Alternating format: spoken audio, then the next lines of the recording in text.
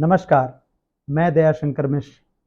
आज हम बात करेंगे कि कैसे विश्व हिंदू परिषद की बैठकों में कानून मंत्री जा रहे हैं और 30 से ज़्यादा जजों की उपस्थिति बताती है कि देश में धीरे धीरे किस तरह का माहौल बनाया जा रहा है।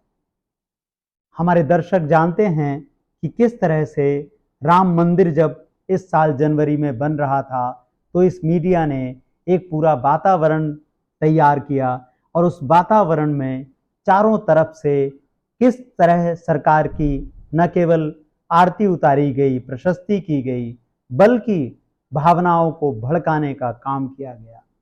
बार बार हिंदी के अखबारों ने खास तौर पर राम मंदिर को हिंदू अस्मिता का विषय बना लिया और प्रधानमंत्री नरेंद्र मोदी को एक नायक की तरह पेश किया गया, जबकि राम मंदिर का निर्माण सुप्रीम कोर्ट के फैसले के बाद शुरू हुआ था। तो एक पूरा वातावरण हिंदू राष्ट्र का रचा जा रहा है, जिसमें उन संस्थाओं को आगे लाने का काम किया जा रहा है जिन संस्थाओं की भूमिका अब तक कानून व्यवस्था के लिए बेहद चिंताजनक रही है। विश्व हिंदू परिषद, आप विश्व हिंदू परिषद का नाम अक्सर ही करीब 20-25 साल से सुनते आए होंगे। हमारे वह दर्शक जो अभी जिनकी उम्र हम मान के चलें कि 30-40 साल की है, उन्होंने अक्सर विश्व हिंदू परिषद और बजरंग दल का नाम एक साथ सुना होगा जब युवाओं की मार पिटाई के मौके आते थे। जब विश्व हिंदू परिषद बजरंग दल तय करते हैं कि वैलेंटाइन डे को अब मातृ पितृ पूजन दिवस के रूप में मनाया जाएगा, जब उनकी मर्जी होती है वो अपने नियम कानून समाज पर तय करके थोपने लगते हैं। अलग अलग गली मोहल्ले कस्बों को वो निशाना बनाते हैं, उन लेखकों को निशाना बनाते हैं जो संविधान की बात करते हैं, जो लोकतंत्र की बात करते हैं। ये भारत का संविधान, इसे बार बार देखिए और ध्यान से देखिए। जब किसी का कोई भी ऐसा विषय आपके सामने आए जिसमें आपको लगे कि आपकी भावनाओं को भड़काने की कोशिश की जा रही है, तो ज़रूर इस बात का ख्याल रखिएगा कि भारत का संविधान क्या कहता है, भारत के संविधान की प्रस्तावना क्या कहती है। भारत के संविधान की प्रस्तावना भारत के संविधान की आत्मा है और यही हमारी सबसे बड़ी शक्ति है। संविधान की प्रस्तावना में जो बात आपको बार बार याद रखनी चाहिए, वो बात है स्वतंत्रता, समता और बंधुता। इनमें बंधुता बेहद महत्वपूर्ण है और आप देखिएगा कि जो अखबारों में छप रहा है, क्या वो आपकी बंधुता पर हमला है? क्या वो समाज को आपस में लड़ाने की कोशिशें हैं? हमारे इस छोटे से YouTube चैनल पर हम लगातार इन्हीं विषयों पर बात करते हैं कि कैसे किन मुद्दों को आपकी चेतना पर बार बार हावी करने की कोशिश की जा रही है। हरियाणा में खास तौर पर विश्व हिंदू परिषद की भूमिका लगातार संदिग्ध रही है।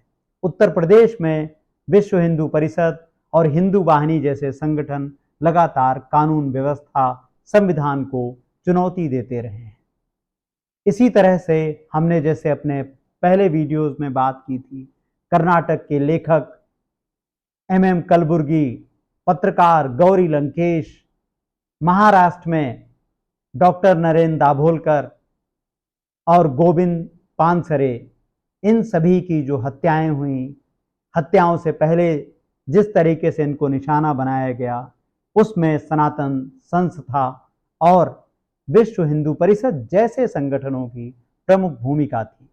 या आप कह सकते हैं कि ये उन्हीं के अनुषांगिक संगठन हैं और यह सब मिलके एक पूरा समूह बनता है जिनकी अगुवाई राष्ट्रीय स्वयंसेवक संघ करता है। इन दिनों आप देखें, राष्ट्रीय स्वयंसेवक संघ अपने आप को एक ऐसे सांस्कृतिक संगठन के रूप में सामने लाने की तैयारी कर रहा है। सरकार उसका समर्थन कर रही है, जिसमें ऐसा लगे कि जैसे भारत की पूरी संस्कृति का जिम्मा, उसका ठेका RSS के पास है। आपने देखा होगा कि कैसे RSS पर एक बैन हटाया गया जो 60 से अधिक वर्षों से लगा हुआ था कि केंद्रीय कर्मचारी आरएसएस की गतिविधियों का हिस्सा नहीं बन सकते हैं। उस प्रतिबंध को क्यों हटाया गया? क्योंकि आरएसएस और बीजेपी के रिश्तों में कथित तौर पर तलखियों की खबरें आ रही थी। इसलिए हमने कथित कहा क्योंकि हमारा विश्वास है कि यह सब लोगों को भरमाने की कोशिश है।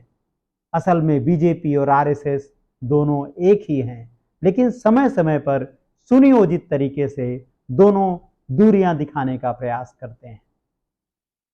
तो इस सरकार ने आरएसएस पर वह पाबंदी हटाई जो खुद भारत के पूर्व प्रधानमंत्री अटल बिहारी वाजपेयी ने हटाने की ना तो कोशिश की ना जरूरत समझी थी।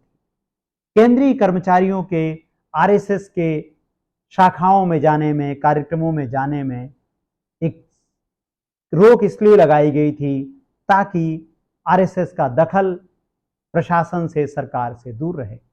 अभी उत्तराखंड ने कुछ दिन पहले ऐसा आदेश जारी किया है जिसमें कहा गया है कि अब इन शाखाओं में आप जा सकते हैं और पाबंदी नहीं है, सरकारी कर्मचारियों पर रोक नहीं है।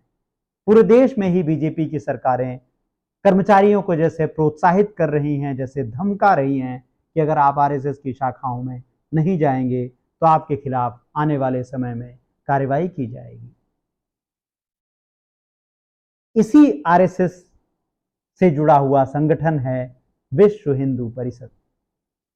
मैंने आपको यह सब बातें विस्तार से इसलिए बताई क्योंकि इंडियन एक्सप्रेस ने एक बेहद महत्वपूर्ण खबर प्रकाशित की थी अपने 10 तारीख के अंक में, जिसमें उन्होंने बताया था कि कैसे विश्व हिंदू परिषद की बैठक में कानून मंत्री अर्जुन मेघवाल गए हैं और उन्होंने बकायदा ट्विटर पर एक पोस्ट करके बताया कि विश्व हिंदू परिषद की बैठक में गए थे और इस बैठक में 30 से ज्यादा जज थे।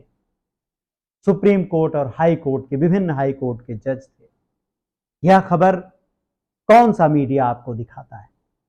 क्या आपने कहीं देखा कि किसी टेलीविजन चैनल ने आपको यह खबर बताई कि विश्व हिंदू परिषद के कार्यक्रम में 30 पूर्व जज गए हैं?